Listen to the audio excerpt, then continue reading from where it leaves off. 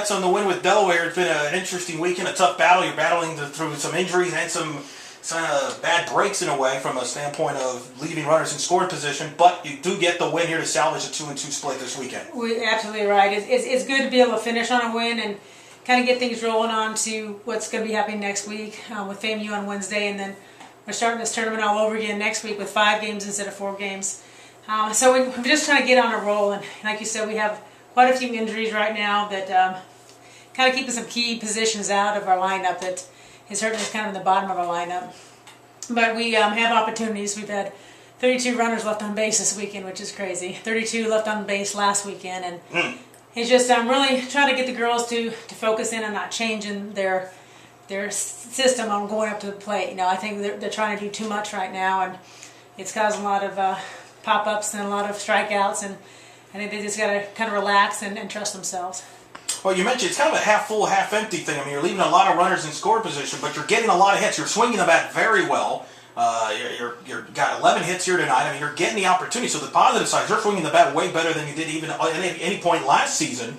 It's just now a matter of getting that driving in with hitters and running score position. You're absolutely right. Like I said, I think we're getting the hits and getting the runners on. Like you said, no way we can be leaving 31 batters on base if we hitters on base if we're not at least doing that part of our game right. You know, the girls are getting on, they are moving around, and it's just that last piece of the puzzle of being able to stay focused enough to be able to have a basic hit. Then one hit's going to score 2 in that situation, bases loaded.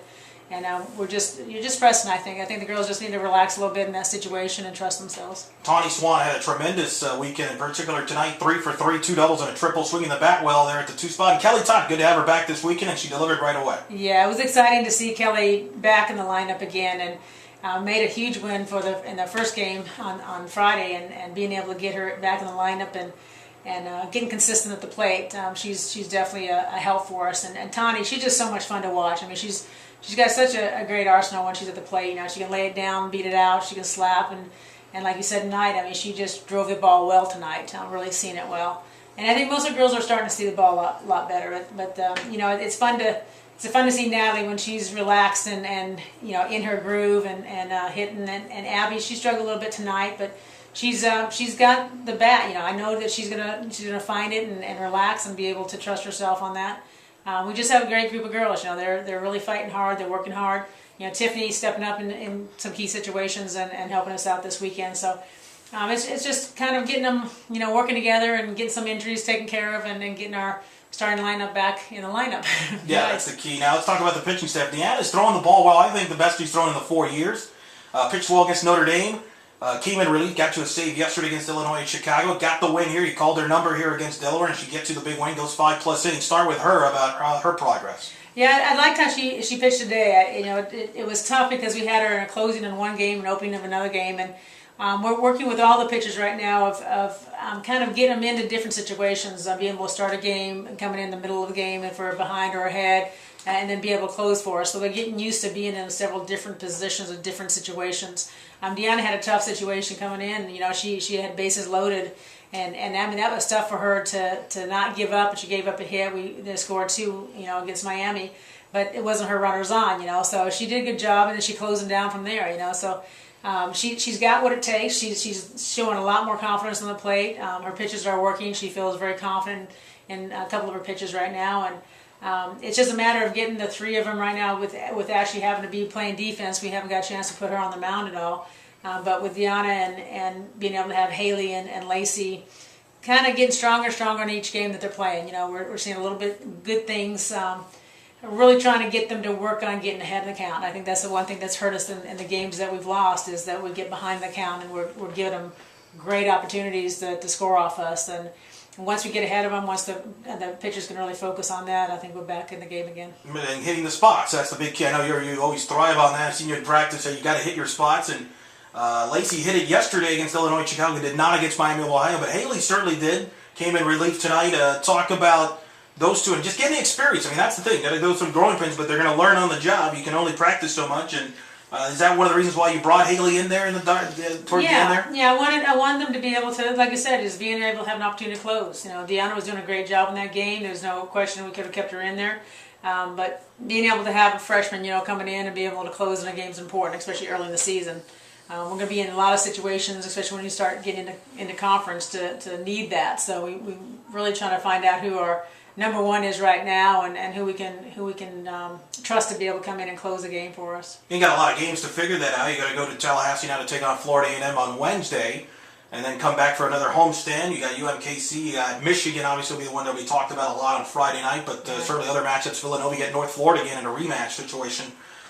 Take me through the next week here. You get a lot of games, we get more experience, and really it's a team that's kind of trying to gel in right now, isn't it? It really is. I mean, you look at our team right now, and it's half the girls are new, just came in, some JC transfers along with Haley as our number one freshman, and then and a sophomore. But it's half of our team is new and half is from last year, and it is really a matter of trusting each other and really fighting for each other on the field. And you're starting to see a little bit more of that each game we play. They're understanding and getting excited about their teammates being up to the plate and getting excited about big outs. And you're seeing them getting behind the pitchers now. And it just takes a little process of getting that going. We had some good fall games, and that helped us kind of gel early in the season. But now it's a matter of, with the injuries, making some changes and finding out who can step in those situations and being able to fill some spots that we really, don't have a starting lineup out there yet. We're still battling with a couple spots, and I think once we have everyone healthy and back on track, you're going to see a totally different team. Now, you mentioned the schedule that's coming up. Let's talk about, first of all, this field looks unbelievable. We haven't had a chance to talk about it on the air.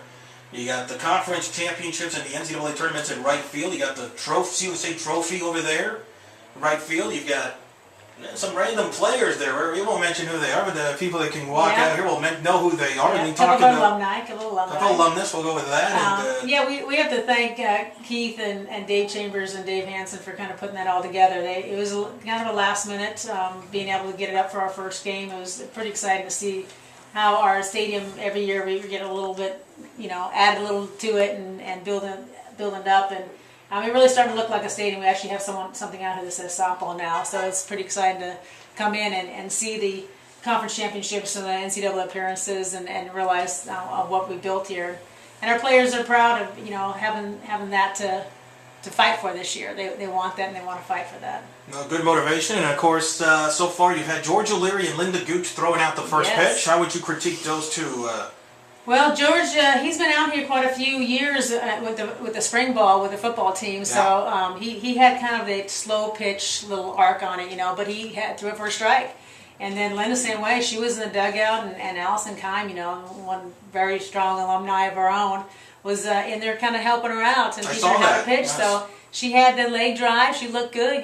She threw it for a strike, and really excited to have our starting lineup. The opening of our games, and with both George and with Linda. That's got to mean a lot to you. They come out here. It's a 10th anniversary. Kind of honor you there. I mean, I saw George was hanging out with you in the dugout there through the first couple innings of the North Florida. Yeah, he's pretty funny. I really do enjoy talking with him, and he always has some joke to tell us. And he got a kick out of our girls. They want to call him George. He goes, "That's Coach O'Leary to you." So that's good that they understand that you got to respect your coaches and understand that he's not just any coach. He's the conference coach of the year, and you got to respect that. So we were really excited about having him out here, and Linda too, with just a great run that she had with the national championship and being honored. And it's neat to have the coaches and the support you have with UCF. All right, Coach, we'll let you enjoy this one. Just a reminder, we've done this 5 seasons. You're always welcome to come back. Well, I appreciate that.